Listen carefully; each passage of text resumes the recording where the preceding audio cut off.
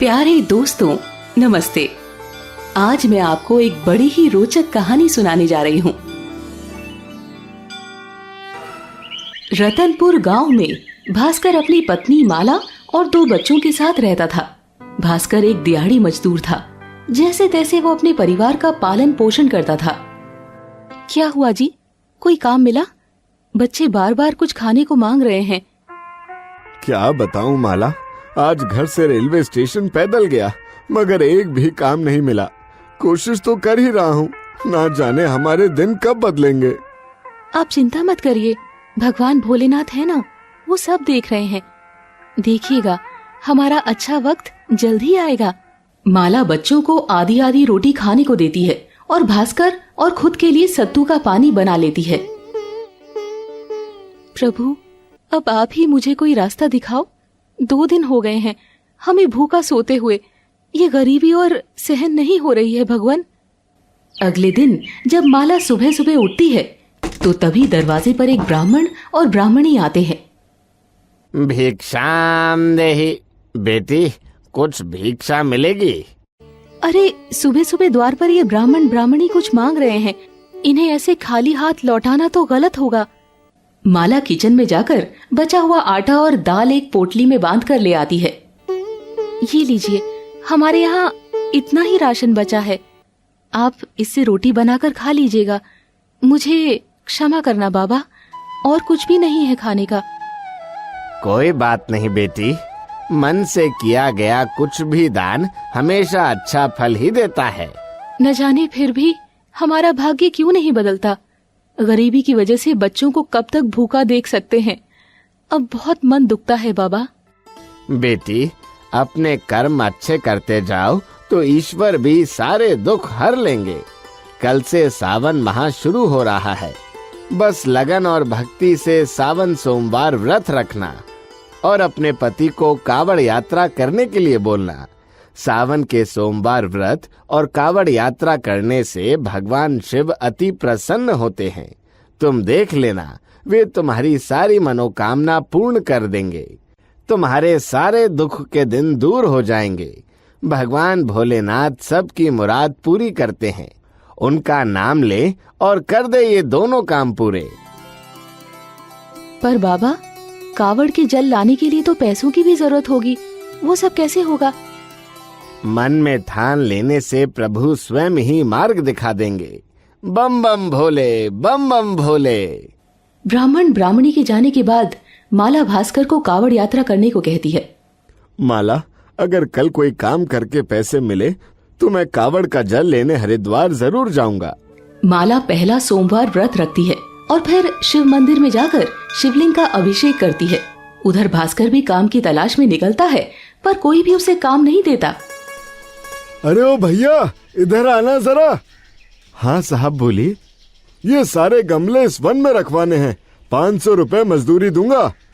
जी जी, मैं अभी रखवा देता हूँ साहब। भास्कर सारे गमले गाड़ी में रखवा देता है। ये लीजिए साहब, सारे गमले रख दिए मैंने। अरे वाह, बड़ी जल्दी काम कर दिया तूने तो। ये ले 500 रुपए तेरी मजदूरी के, और ये 100 रुपए और रख इतनी जल्दी काम खत्म करने के लिए। धन्यवाद साहब। अब तो मैं कावड़ लेकर हरिद्वार भी जा पाऊंगा और घर के लिए राशन भी ले पाऊंगा। सुनो भाई, क्या तुम कावड़ लेने हरिद्वार जा रहे हो? जी साहब, कल ही जा रहा हूँ। तो मेरा भी एक काम कर देना, ये कुछ पैसे लो, गंगा मैया में मेरी तरफ से पूजा का सामान खरीद कर पूजा कर देना, ठीक है ना? ठीक है साहब, मैं जरूर चढ़ा दूंगा।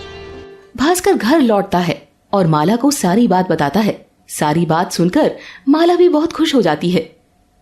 बाबा ने सही कहा था, अगर मन में ठान लो तो भगवान स्वयं रास्ता दिखाते हैं। अगले दिन सुबह भास्कर कावड़ यात्रा के लिए निकलता है। सारे कावड़िए बम बम बोले का जयकारा लगाते हुए चलते जा रहे थे। भास्कर भी उनके साथ जय बम बोले कहता हुआ चलता जा रहा था। हरिद्वार पहुंचते ही वो कावड़ में गंगा जल भरता है। जय गंगा मैया की। उस सेठ जी की तरफ से भी पूजा कर लेता हूँ।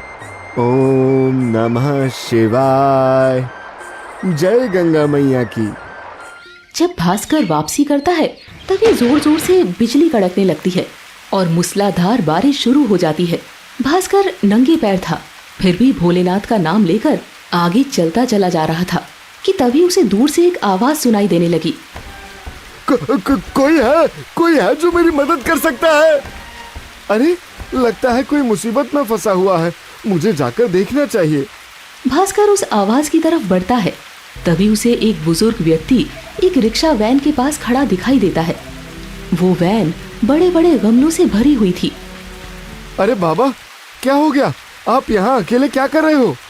बेटा, मेरे वैन का चक्का इस गड्ढे में फंस गया है। बहुत कोशिश करने पर भी निकल नहीं रहा है। ये गमला बहुत ही दामी है, अगर नीचे गिरकर टूट गया तो मेरा बहुत नुकसान हो जाएगा। जरा मेरी मदद कर दो बेटा, बहुत मेहरबानी होगी तुम्हारी। क्या करूं?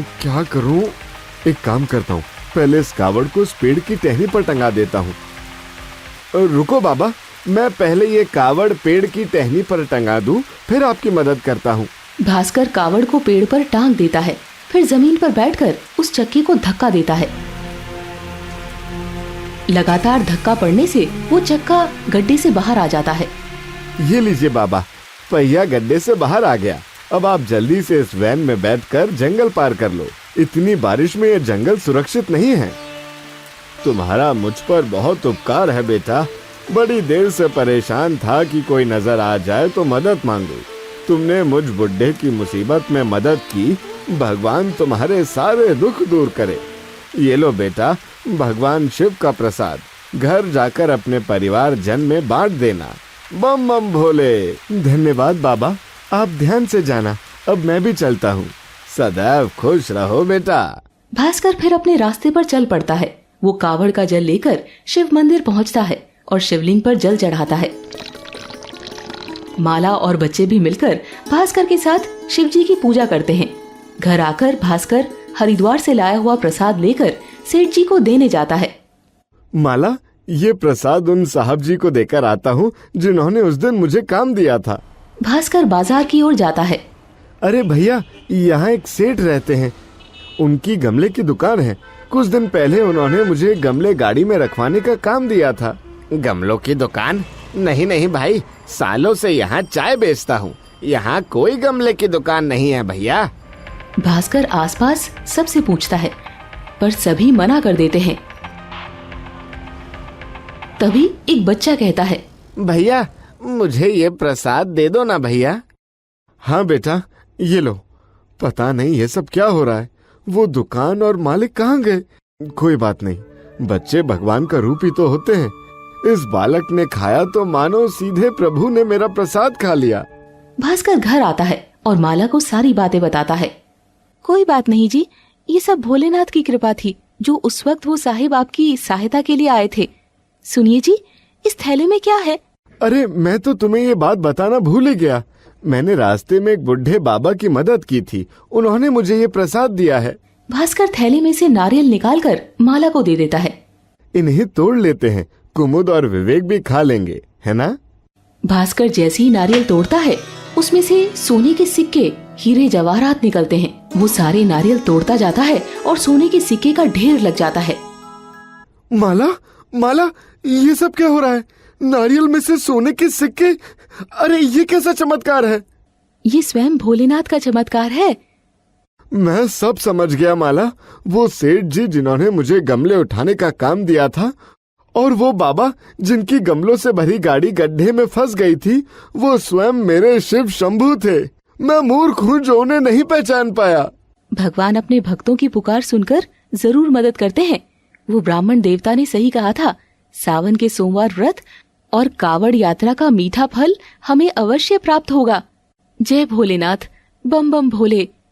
दोनों पति पत्नी भगवान शिव को हाथ जोड़कर धन्यवाद करते हैं। माला को यकीन हो जाता है कि वो ब्राह्मण ब्राह्मणी और कोई नहीं, स्वयं भगवान शिव और माता पार्वती थे। भास्कर एक अनाज की दुकान खोल लेता है। धीरे धीरे उसके सारे दुख दूर हो जाते हैं। दोस्तों, आपको ये कहानी कैसी लगी? कमेंट करके जरूर बताएं। ऐसी और कहानी सुनने के लिए इसे लाइक और शेयर जरूर करें। धन्यवाद।